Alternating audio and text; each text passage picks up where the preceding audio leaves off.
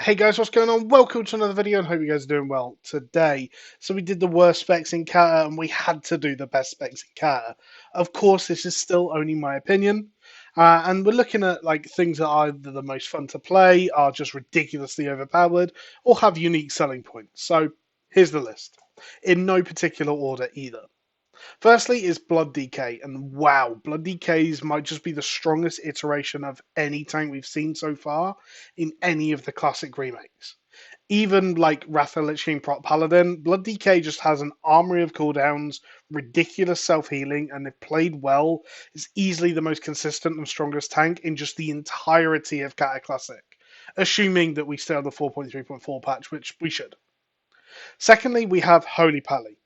Now, how many of you expected that to be Resto, shall we?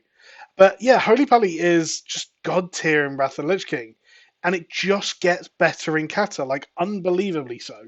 If you can get past the Holy Power change, which, don't get me wrong, a lot of people don't like, and I totally get that. But very little else changes except the extremely potent heals that become even more efficient. Thirdly, we have Elemental Shaman, of course. Ellie Shami started as a real spec in Wrath, with good Ellies being able to compete with even like the broken Unholy DKs during Nax. But as the expansion went on, the lack of scaling really threw Ellie through a hoop. And by ICC, they will be one of the worst performing casters in the game. Now in Kata, they start great again, and already in tier 11, I feel my Ellie Shami is capable of topping the meters, and it just continues. Firelands adds a fun tier set that allows gameplay with fire elemental snapshotting, and the addition of the legendary staff, Ellie becomes a machine gun of fun. Fourth then is Arms Warrior. Now considering 2 out of 3 of the warrior specs are on the bad list, Arms being on the good list really is a ray of hope. Arms plays quite slow and methodical, which I've always really liked from a class that's supposed to be the master of weapons, the master of combat, hand to hand, and all this sort of stuff. It's not about spamming buttons, but using the right buttons at the right time.